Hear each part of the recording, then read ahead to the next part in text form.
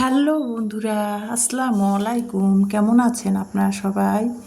আশা করি ভালো আছেন, সুস্থ আছেন সবাই সবার পরিবারকে নিয়ে। প্রতিদিনের মতো আজকেও চলে আসলাম রান্নাঘরে 8টার দিকে। ইলমা যেহেতু স্কুলে যাবে, আর আজকে তো ইমানির পরীক্ষা ছিল না। ইমানি উঠে আর কি পড়তে বসেছে। ফজরে উঠে নামাজ পরে ইমানি কিন্তু আবার একটু শুয়ে থাকে, তারপরে আবার কোচিং থাকলে কোচিংয়ে যায়, না হলে পড়তে বসে। তো পড়তেছিল, তো আমি আর কি এসবগুলোর পানিটা অফ ক্যামেরাতে এসবগুল সয়া সস তোকমা ভিজায় রাখলাম, গ্লাসে গ্লাসে ভিজায় রেখে রান্নাঘরে আসছি। আজকে নাস্তা বানাবো না। গতকালকে রাতে ভাবছিলাম, দুধ গরম করে রাখছিলাম যে আজকে রোজ সোমবার রোজা থাকবো, নফল রোজা। তো মোবাইলে অ্যালার্ম দিতে না, আপুদের কমেন্ট, পরিবারে যে কমেন্ট পড়তে পড়তে রিপ্লাই দিতে যে মোবাইলে অ্যালার্ম দিব ভুলে গিয়েছিলাম। তো আজকে আর আমার সোমবারের নফল রোজাটা থাকা হলো না। মনটা খুব খারাপ যে আজকে সোমবার, শরীরটা একটু ভালো হয়েছে, তো ভাবলাম যে রোজা থাকবো, যেহেতু এটা আমি নিয়াত করেছি। আমার রোজা যতদিন বাঁচবো নফল রোজাগুলো করব। তো আজকে আর কি অ্যালার্ম দিতে পারি নাই, তাই রোজাটা থাকতে পারলাম না। মনটা এই জন্য খারাপ লাগলো একটু সকালবেলা। তো যাই হোক, কি আর করার। তো ইমানি বলতেছিল, আম্মু তুমি সবার কমেন্টে রিপ্লাই দিতে দিতে ঘুমায় গেছো, আমাকে বলতা আমি মোবাইলে অ্যালার্ম দিতাম। সকালে বলতেছে আমি একটু মনটা খারাপ করে আছিলাম, তো ইমানি তাই বলতেছিল।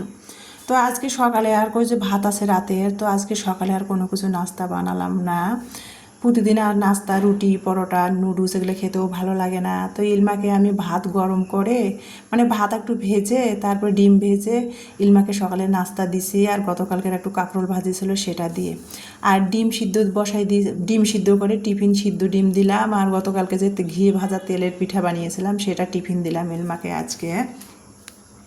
কেননা প্রতিদিনে আজকে রান্নাঘরে রান্না বান্না, কুটনো কাটা, বাসন মাজা, ধোয়া মোছা এগুলো করতে করতে না বোর হয়ে গেছি। আর ভালো লাগে না কোনো কিছু করতে। আর একা রান্না করে একা খাওয়াও ভালো লাগে না। মনে চায় যে কোথাও যদি 2 দিন যেয়ে ঘুরে আসতাম, কারো হাতের রান্না খেতে পারতাম, কিন্তু চাইলেও তো যেতে পারবো না। বাচ্চাদের আমার 2 সন্তানের পড়ালেখা, ইলমারও ঈদের পরে পরীক্ষা, ইমানিরও ঈদের পরে পরীক্ষা। তো কোথায় যাব? ইলমার বাবাও নাই, তাছাড়া আমাকে তো সব দিকটা সামলাতে হয়, তাই না? মন চাইলেও কোথাও যাইতে পারি না ওই সন্তানদের পড়ালেখার জন্য। প্রাইভেট কোচিং, বাসায় পড়া, আজকে এই জন্য যাওয়া হয় না কোথাও। আর একা একা না নিজে কোনো কিছু রান্না করে খেতেও ভালো লাগে না। ঘরের মধ্যে বাসা বাড়িতে বন্দি এক প্রকার। নিজে রান্না করে নিজে কোনো কিছু সবসময় আর খেতে ভালো লাগে না, একঘেয়েমি হয়ে গেছে। যদি কোথাও যেতে পারতাম বা অন্য কারো রান্না খেতে পারতাম, ভালো লাগতো। নিজে নিজে রান্না করে খাওয়াটা আসলে বিরক্ত এসে গেছে আমার কাছে, কেন জানি ভাল লাগে না। তো যাই হোক, বকবক করতেছিলাম, তো ভাবলাম যে আজকে মাসকলাইয়ের ডাল রান্না করব। আর দিনাজপুরে তো গত শনিবার থেকে, মানে গত শনিবার থেকে যে গেল শনিবার পর্যন্ত বৃষ্টি হচ্ছে। মানে ঝিরঝির করে, মুষলধারায় বৃষ্টি হয় না, ঝিরঝির করে বৃষ্টি হচ্ছে, এই তো হচ্ছে। আজকে সকাল থেকে বৃষ্টি, ফজর থেকে।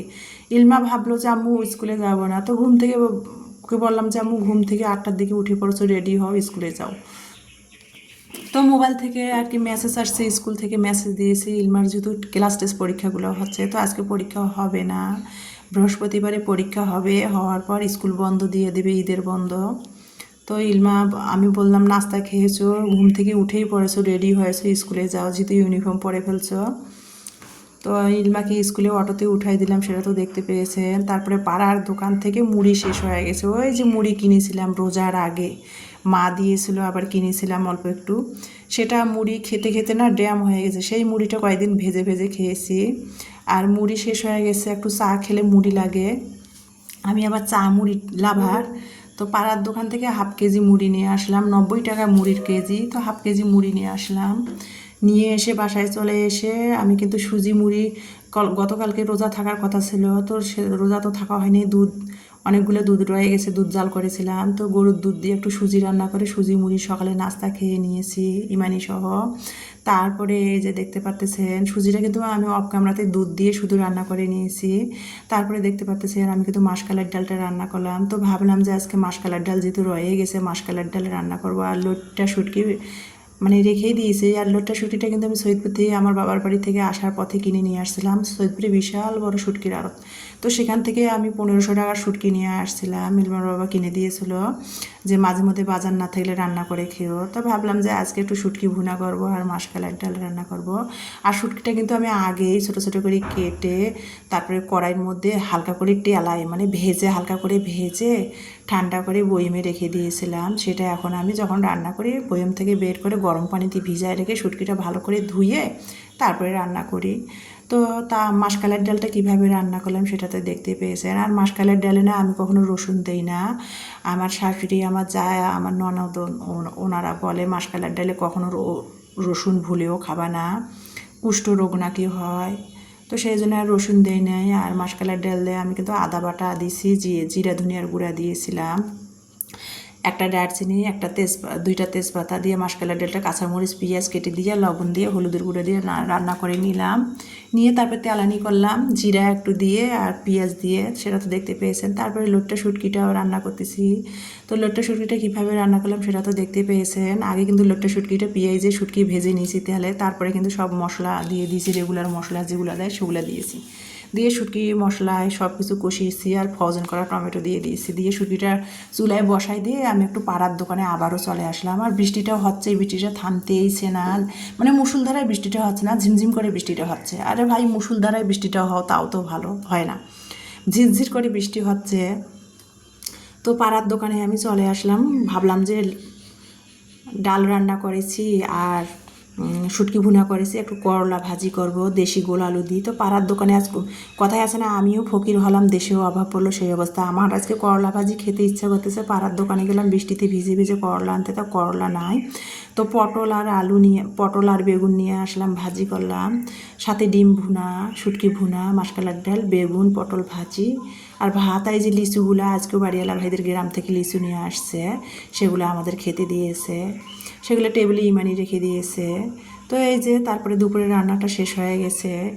আর ভিডিওটা আর কি বেশি বড় করি নাই, শর্টকাট করে ফেলছি। তো খাবার মাসকালের ডাল, লেবু আর পটল ভাজি নিয়েছি, আর বেগুন ভাজি মেয়েদের জন্য করেছি, আমি বেগুন ভাজি খাবো না, অ্যালার্জির সমস্যা, চোখ চুলকায়। আর শুটকির মধ্যে না আমি একটা আলু ফাল্টি করে কেটে দিয়েছিলাম, ওই যে ইল মাছ মানে আলু খোঁজে তরকারিতে, এই জন্য। তো এই যে দুপুরের খাবারটা মাসকালের ডাল, শুটকি ভুনা, পটল ভাজি দিয়ে খাচ্ছি। আর আমার প্রিয় আপু ভাইয়াদের সাথে শেয়ার করতেছিলাম। আর প্রতিদিন আপুরা, আপনাদের আর কি বলবো, আপনাদের বিবেক বুদ্ধি তো অনেক সুন্দর, বুদ্ধিমান আপনারা।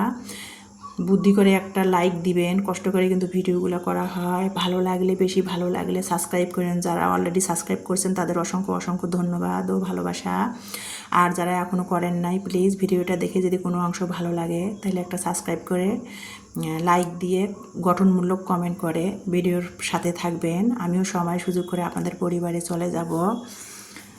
আর আমি সবার পরিবারে যাই, মানে লেট হলেও আমি কিন্তু যাই, যা সবার ভিডিও দেখি, দেখার আগে কিন্তু সবার ভিডিওতে লাইকটা দেই, দিয়ে ফুল ওয়াশ করে গঠনমূলক কমেন্ট করে সবার ভিডিও থেকে চলে আসি।